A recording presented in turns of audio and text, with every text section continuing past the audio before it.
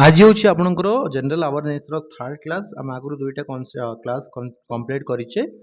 तो आज क्लास आम देखिए agencies working for education education को सक्सेस बनापी कौ सब एजेंसीज कौ सब डिपार्टमेंट सब कम कर भारत वर्ष में से गुड़िक विषय में डिटेल्स रे कथा बा। तो यहाँ बहुत ही इंपोर्टाट क्लास अटे तो पूरा भलसे पढ़े बुझे। ओके जदि पार्टी आपड़ तो पेड कोर्स जो जॉइन कर तो सब नोट्स मिल जाऊ।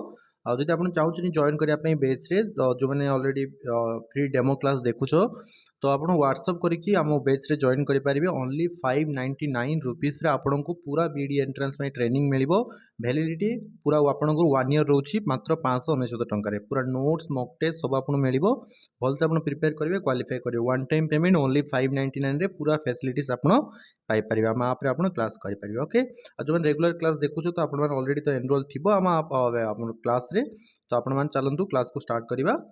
फास्ट सब आम इंडिया जो गोटे एजेंसी आसूँ कहे यूजीसी आपण मैंने समस्त ग्रेजुएशन डिग्री हासिल कर बीएड करुँच कि आपण मैंने बीटेक एमटेक कर कौन भी डिग्री कर तो आप कौन कॉलेज कि यूनिवर्सिटी आपण मैंने करेंगे। ओके ना तो से सब यूनिवर्सिटी कॉलेज रो रजिस्ट्रेशन केमिति होची से माने को आधार रे पिला को एनरोल करूचंती।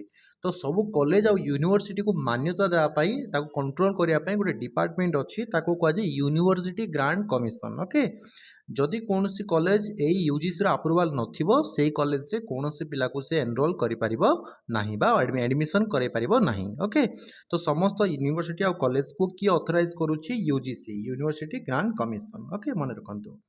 तापर आसला आपनकर AICTE तार अर्थ कौन all India Council for Technical education.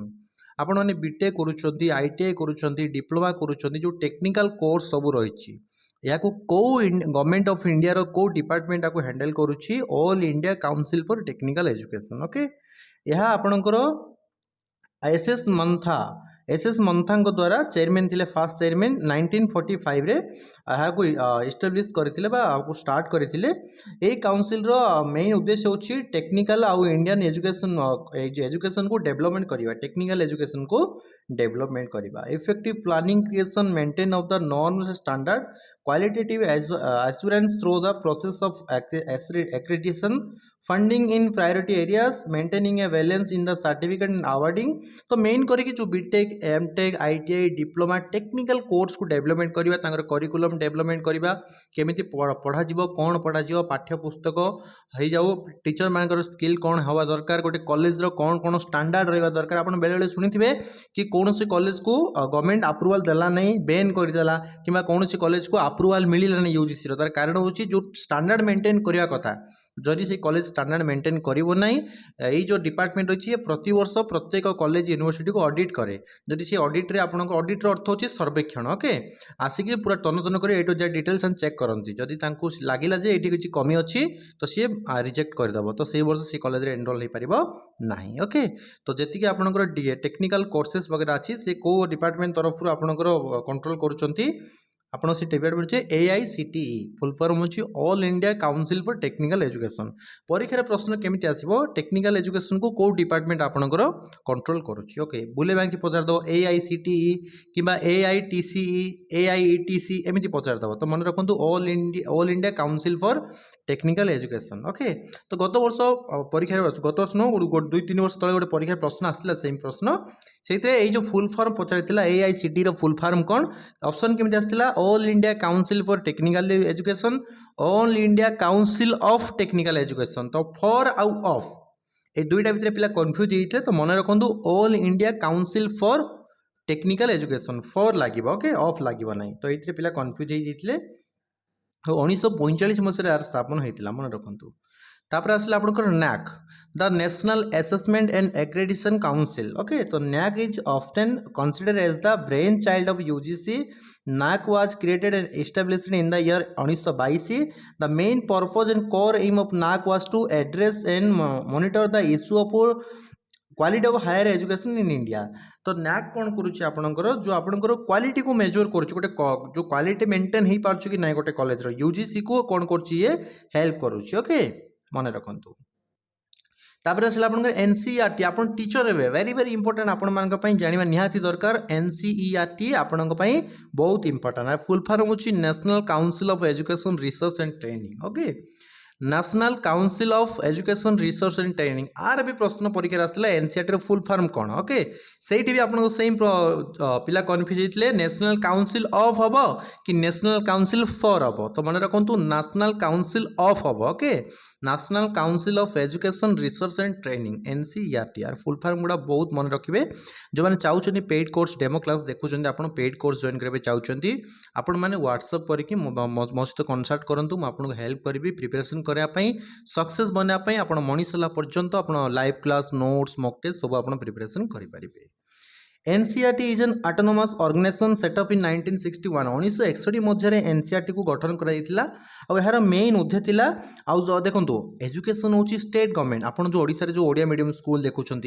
Andhra रे तेलुगु मीडियम स्कूल देखुंत ओके आ गुजरात रे गुजराती मीडियम स्कूल देखुंत तो प्रत्येक स्टेट रे जो एजुकेशन मैटरटा किए बुझुची स्टेट गवर्नमेंट बुझुची सेंट्रल गवर्नमेंट हेल्प करुच्ची स्टेट गवर्नमेंट और सेंट्रल गवर्नमेंट रो जो सब स्कूल अच्छी तार विभिन्न प्रकार पॉलिसी हो गला माने केमिति रूल रेगुलेशंस केमिति स्कूल चलो कौन कौन नियम कानून रही सब जिन गुड़ा किए बुझुची एनसीईआरटी ये रिसर्च करुच्ची केमिति एजुकेशन डेवलपमेंट करवा प्राइमरी होगा अपर प्राइमरी होगा टीचर मानक केमिति डेवलप करवा तो यही सब कम किए कर एनसीईआरटी मध्यम आपंकर होपर आ गए डिपार्टमेंट आसला Indian Council of Agriculture Research आप समस्त जानीपारे एग्रीकल्चर मान आपको कृषि ओके तो the Indian Council of Agriculture Research is one of those educational organisation in India that consider the following research and education in agriculture inclusive of horticulture inclusive of fisheries and animal science तो ये main focus करुच्ची कौन आपनकर Indian Council of Agriculture Research जे आपनकर केमती कृषि विकास हो पार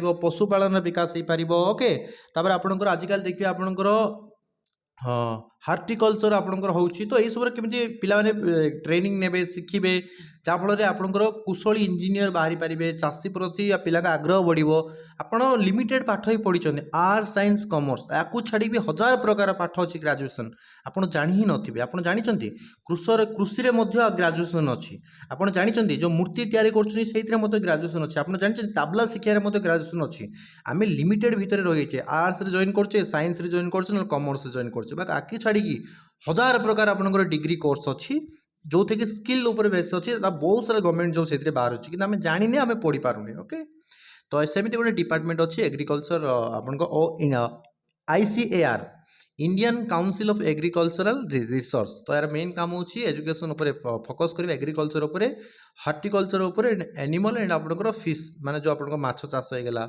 एनिमल साइंस होगा ये सब आपंकर फोकस करुच्ची ओके यह केवे स्थापन होता 16 जुलाई 1929 मसीह आपंकर स्थापन होता मन रखु बहुत इंपोर्टाट तापर आसला एनसीटी टीचर मान बहुत इंपोर्टाट यहाँ ओके जदि आपंकर एनसीटी अप्रूवाल ना एनसीईआरटी दुईटा डिपार्टमेंट अप्रूवाल ना जदि से कॉलेज आप बीएड करुँच आपण बीएड वैलिड हेनी ओके जो मैंने ओडिशा बाहर बीएड कर सांघातिक यही जिनसा भेरीफाई करके जॉइन करेंगे तार फुल फॉर्म होची national council for teacher education okay NCT the national council for teacher education is one those education organisation in India that overlook the procedures moreover their core purpose is to overlook the standard and process in the Indian education system in आपनकर कौन है India देखो India आपनकर बहुत सारा भाषा अच्छी बहुत प्रकार पिला अच्छी ओके मु जो हिसाब रे बुझीबी आपण से हिसाब रे बुझी पारिबे नहीं मु जो भाषा रे कथा ही पारिबी आपण से भाषा रे कथा ही पारे प्रत्येक जगार प्रत्येक परिस्थिति रे अलग प्रकार सब लोक रोचनी ओडिशा रे बंचुवा लोकर परिस्थिति परिवेश अलग आपणकर गोवा रे बंचुवा लोकर परिवेश परिस्थिति अलग काश्मीर रे बंचुवा लोकर परिवेश परिस्थिति भाषा चलनी अलग ओके तो विविधतार भारत होची विविधता भितर एकता ओके तो यही जो विविधता भितर एकता को केमिति मेंटेन हो पारिबो ओके प्रत्येक जगार प्रत्येक भाषा प्रत्येक क्षेत्र में पिला माने केमिति परफेक्ट नॉलेज पाई पारिबे तो यही जो डिपार्टमेंट रही एनसीटी ये काम करुच्ची ओके टीचर मानकर एजुकेशन पे काम करुच्ची देखो the council the executive committee the regional committee the appeal committee the inspection team the visiting team एतिके आपनकर एनसीटी रो मेंबर्स रोचंदी सर्वा ऊपर रोचन द काउंसिल ता तळे रोची एग्जीक्यूटिव कमिटी ता तळे रोची रीजनल कमिटी रीजनल माने कोन ईस्ट रीजन वेस्ट रीजन आपन चारिटा दिग देखो इंडिया आपनकर गोटे याको कोन ତିରିଶଟା ଷ୍ଟେଟ୍କୁ ମେଣ୍ଟେନ୍ କରିବା ଗୋଟେ ଜଣ ସମ୍ଭବପର ନୁହଁ। ତ କ'ଣ ଅଛି ଡିଭାଇଡ଼ କରିଦେବେ, 4-5ଟା ଷ୍ଟେଟ୍କୁ ନେଇକି ଗୋଟେ ରିଜନ୍ କରିବେ। ଓକେ, ରିଜନାଲ୍ କମିଟି ଆମେ କହୁଛେ। ଯେମିତି ଆପଣଙ୍କର ଇଷ୍ଟ କୋଷ୍ଟ ରେଲୱେ ଆମେ କହୁଛେ, ଇଷ୍ଟ କୋଷ୍ଟ ରେଲୱେ କହିଲେ କେଉଁ ସବୁ ବୁଝୁଛି, ଝାଡ଼ଖଣ୍ଡ, ଓଡ଼ିଶା, ବିହାର ଏସବୁ ବୁଝୁଛି। ଓକେ, ଆର୍ ହେଡ଼କ୍ୱାର୍ଟର କେଉଁଠି ରହିଛି ଆପଣଙ୍କର, ଓଡ଼ିଶାରେ ରହିଛି। ଓକେ, ସେମିତି ଆପଣଙ୍କର ଯେଉଁ ଏନ୍ସିଆର୍ଟିର କମିଟି ହେଇଛି, ତ ସେଣ୍ଟରରେ କିଏ ରହିଲେ ଆପଣଙ୍କର ଦ କାଉନସିଲ୍ କମିଟି, ତାଙ୍କୁ କେଉଁମାନେ କାମ କରୁଛନ୍ତି, ଏକ୍ଜିକ୍ୟୁଟିଭ୍ କମିଟି ତା ତଳେ ରହିଲେ ରିଜନାଲ୍ କମିଟି, ତା ତଳେ ରହିଲେ ଅପିଲ୍ କମିଟି, ତା ତଳେ ରହିଲେ ଇନ୍ସପେକ୍ସନ୍ କମିଟି, ତା ତଳେ ରହିଛି କିଏ ଭିଜିଟିଂ କମିଟି। ଓକେ, ତ ଇଏ ଥିଲା କିଛି ଆପଣଙ୍କର ଆଜିର ଟପିକ୍, ଏତିକି ଇମ୍ପୋର୍ଟାଣ୍ଟ ଆପଣଙ୍କର ବିଇଡ଼ି ପାଇଁ। ଆକୁ ଛାଡ଼ିକି ଆଉ ବାକି ଯେତିକି ରହିଲାଣି ଭାଇ ଅଳ୍ପ ଅଳ୍ପ ଆପଣ ଦେଖିବେ। ଓକେ, ମୁଁ ଏଇଟା ଆପଣଙ୍କର ସେଣ୍ଟ୍ରାଲ୍ ଉପରେ କାମ ପଢ଼ଉଛି ଆପଣଙ୍କୁ। ଯେତେବେଳେ ଆମର ଏଇସବୁ ଟପିକ୍ ସରିଯିବ ପୁଣି ଷ୍ଟେଟ୍ ଉପରେ ଆମେ ଷ୍ଟାର୍ଟ କରିବା। ଷ୍ଟେଟ୍ ଉପରେ ଷ୍ଟାର୍ଟ କଲେ ଷ୍ଟେଟ୍ ଗଭର୍ଣ୍ଣମେଣ୍ଟର କ'ଣ କ'ଣ ସବୁ ପଲିସିସ୍ ବଗେରା ରହିଛି ଆମେ କଥା ହେବା। ଆଉ ଥରେ ଆପଣଙ୍କୁ ରିକ୍ୱେଷ୍ଟ କରିବି, ଯେଉଁମାନେ ଡେମୋ କ୍ଲାସ୍ ଦେଖୁଛନ୍ତି ଆପଣମାନେ ଯଦି ଚାହୁଁଛନ୍ତି ପ୍ରପର୍ ୱେରେ ଦେଖନ୍ତୁ କେତେ ସୁନ୍ଦର ଭାବରେ ମୁଁ ପୁରା ଡିଟେଲ୍ସରେ ଡେପ୍ଥରେ ପଢ଼ଉଛି। ଆପଣ ଜଏନ୍ କରିକି ବିଇଡ଼ି ଏଣ୍ଟ୍ରାନ୍ସ ପାଇଁ ପ୍ରିପାରେସନ୍ କରିବା ପାଇଁ ଚାହୁଁଛନ୍ତି ତ ଆପଣମାନେ ହ୍ୱାଟ୍ସଆପ୍ କରିକି ଜଏନ୍ କରିପାରିବେ। ଓକେ, ତ ଚାଲନ୍ତୁ ଟିକେ ରିଭିଜନ୍ କରିଦେବା ଆରମ୍ଭରୁ କ'ଣ କ'ଣ ଆମେ ପଢ଼ିଲେ। ଜେନେରାଲ୍ ଆୱାରନେସ୍ରେ ଆପଣଙ୍କର ଫାଷ୍ଟ ଅଛି ଏଜୁକେସନ୍ କମିଟି ଆଣ୍ଡ କମିଶନ୍ସ ବିଷୟରେ। ତ ଆପଣମାନଙ୍କୁ ମୁଁ କହିଥିଲି 1882 ମସିହାରେ ହଣ୍ଟର କମିଟି ଆସିଥିଲେ ଲର୍ଡ଼ ରିପନଙ୍କ ଦ୍ୱାରା, ଯାହାର ମୁଖ୍ୟ ଉଦ୍ଦେଶ୍ୟ ଥିଲା ଭାରତରେ ଆପଣ ଏଜୁକେସନ୍କୁ ଆପଣଙ୍କର ଗ୍ରୋଥ୍ କରିବା। ଆମ ପାଇଁ ଏଜୁକେସନ୍ ଗ୍ରୋଥ୍ କାମରେ ଲାଗିଲେ, କିନ୍ତୁ ଇଂରେଜମାନେ କେବଳ ଆମର ଡେଭଲପମେଣ୍ଟ ପାଇଁ କରିନଥିଲେ, ବରଂ ଆମେ ଟିକେ ଏଜୁକେଟେଡ଼ ହେଇ ପଢ଼ିଲେ ଆମେ ଗୁମସ୍ତା ହଳିଆ ଭଳିଆ ତାଙ୍କର ଚାକର ଭଳିଆ ସବୁ ଛୋଟ ଛୋଟ କାମ କରିପାରିବା। କାରଣ ବାହାରୁ ଶ୍ରମିକ ଆଣିଲେ ତାଙ୍କୁ ଅଧିକ ପଇସା ଦେବାକୁ ପଡ଼ୁଥିଲା। ଏଇଠି ଟଙ୍କା 5 ଟଙ୍କା 10 ଟଙ୍କା ଦେଲେ ମଧ୍ୟ ଲୋକମାନେ ଚାମଚାଗିରି ଭଳିଆ କାମ କରୁଥିଲେ। ତେଣୁ ସେମାନଙ୍କୁ କେମିତି କମ୍ ଦରମାରେ ଅଧିକ ଶ୍ରମିକ ମିଳିପାରିବେ, ତ ସେ ଛୋଟ ମୋଟ ପାଠ ପଢ଼ିବା ପାଇଁ ସେମାନଙ୍କ ପ୍ରୟାସ ଥିଲା। ଯାହା ବି ହଉ ଆମ ପିଲା ପଢ଼ିଲେ ଜାଣିଲେ, ତାପରେ ରିଭଲ୍ୟୁସନ୍ ଷ୍ଟାର୍ଟ ହେଲା। ଓକେ, ତ 1882 ମସିହାରେ ଫାଷ୍ଟ ଇଣ୍ଡିଆର କମିଟି ଗଠନ ହେଇଥିଲା, ଯାହାକୁ ହଣ୍ଟର କମିଟି କହୁଛେ। ଭାରତର ପ୍ରଥମ, ଯେତେବେଳେ ଆପଣ ଭାରତ ସ୍ୱାଧୀନ ହେଇଗଲା, ତାପରେ ସ୍ୱାଧୀନ ପୂର୍ବରୁ ହଣ୍ଟର କମିଟି ଥିଲା। ସ୍ୱାଧୀନତା ପାଇଲା ପରେ ପ୍ରଥମ କମିଟି ଥିଲା ରାଧାକ୍ରିଷ୍ଣନ କମିଟି, ଯାହାକି 1948 ମସିହାରେ ଆପଣଙ୍କର ଆସିଥିଲା। ଓକେ, ଏହାର ଲିଡର ଥିଲେ କିଏ, ଡକ୍ଟର ସର୍ବପଲ୍ଲୀ ରାଧାକ୍ରିଷ୍ଣନ। ମୁଁ ଡିଟେଲ୍ସ ଆପଣଙ୍କୁ କହିଛି। এই କମିଟି ୟୁନିଭର୍ସିଟି ଏଜୁକେସନ୍ ଉପରେ ଫୋକସ୍ କରିଥିଲା। ତାପରେ ଆସିଲା କୋଠାରୀ କମିଶନ 1964-66 ମସିହାରେ, ନ୍ୟାସନାଲ୍ ଏଜୁକେସନ୍ କମିଶନ ଆପଣଙ୍କର ଆକୁ କୁହାଯାଏ। ଓକେ, ତ ଏହାର ପର୍ପସ୍ ଥିଲା ଆପଣଙ୍କର, ଏହାର ମେନ୍ ଲିଡର କିଏ ଥିଲେ ଆପଣଙ୍କର କୋଠାରୀ, ତାଙ୍କ ନାମ ଅନୁସାରେ କୋଠାରୀ କମିଶନ ଆପଣଙ୍କର ହେଇଥିଲା। ତାଙ୍କ ଫୁଲ୍ ନେମ୍ ଥିଲା ଦୌଲତ ସିଂ କୋଠାରୀ, ଯିଏକି 14 ଜୁଲାଇ 1964 ମସିହାରେ ଆପଣଙ୍କର ଚେୟାରମ୍ୟାନ୍ ଥିଲେ କୋଠାରୀ କମିଶନର। ଓକେ, ତ ଏହାର ମେନ୍ ପର୍ପସ୍ ଥିଲା କ'ଣ, ପ୍ରାଇମେରୀ ଆଣ୍ଡ ଅପର ପ୍ରାଇମେରୀକୁ ଫୋକସ୍ କରିବା। ଆଉ ଇଏ ଆପଣଙ୍କର ଯେଉଁ 10th +2 +3 ସିଷ୍ଟମ୍ ଆଜି ଆମେ ଦେଖୁଛେ, ଏହି ଆପଣଙ୍କ ସୁପାରିଶ କରିଥିଲେ କୋଠାରୀ କମିଶନ। ପ୍ଲସ୍ ଆପଣଙ୍କର ଯେଉଁ ରହିଛି 3 ଟାୟାର ଏଜୁକେସନ୍, ମାନେ ଆପଣଙ୍କ ଯେଉଁ 3 ଲାଙ୍ଗୁଏଜ୍ ଫର୍ମୁଲା ଯେଉଁ ଥିଲା ଆପଣଙ୍କ, first language Odia, second language English, third language Hindi Sanskrit ଯେଉଁ ଆମେ ଆଜି ପଢ଼ୁଛେ, ଏହା ହେଉଛି କୋଠାରୀ କମିଶନର ଦାନ। ସେଇ କମିଶନର ରିକମେଣ୍ଡେସନରେ ହିଁ ଆଜି ଆମେ ମେଟ୍ରିକ୍ରେ ହଉ +2ରେ ହଉ ଏସବୁ ଜିନିଷ ଆମେ ଦେଖିବା ପାଇଁ ପାଉଛେ। ତାପରେ ଯେଉଁ କମିଶନ ମେନ୍ ଆସିଥିଲା ମୁଦାଲିୟାର କମିଶନ, ଯାହାକୁ ଆମେ ସେକେଣ୍ଡାରୀ ଏଜୁକେସନ୍ କମିଶନ ବୋଲି ମଧ୍ୟ କହୁଛେ। ପରୀକ୍ଷାରେ ପ୍ରଶ୍ନ ଆସିବ, ଭାରତର କେଉଁ କମିଶନକୁ ସେକେଣ୍ଡାରୀ ଏଜୁକେସନ୍ କମିଶନ କହୁଛେ, ତାର ନାମ ହେବ ମୁଦାଲିୟାର କମିଶନ। ଓକେ, ତାପରେ ଭାରତର ପ୍ରଥମ ନ୍ୟାସନାଲ୍ ଏଜୁକେସନ୍ ପଲିସି କେବେ ଆସିଥିଲା, 1986, ଏଇଟା ହେବ 1968ରେ। ଓକେ, ଭାରତର ପ୍ରଥମ ନ୍ୟାସନାଲ୍ ପଲିସି ଅଫ୍ ଏଜୁକେସନ୍ ଆସିଥିଲା। ତାପରେ ଆପଣ ଦେଖନ୍ତୁ ମିଡ୍ ଡେ ମିଲ୍ କେବେ ଆସିଥିଲା, ମଧ୍ୟାହ୍ନ ଭୋଜନର ଯେଉଁ ସ୍କିମ୍ 2001 ମସିହାରେ ଆସିଥିଲା, ଅଟଳ ବିହାରୀ ବାଜପେୟୀଙ୍କ ସମୟରେ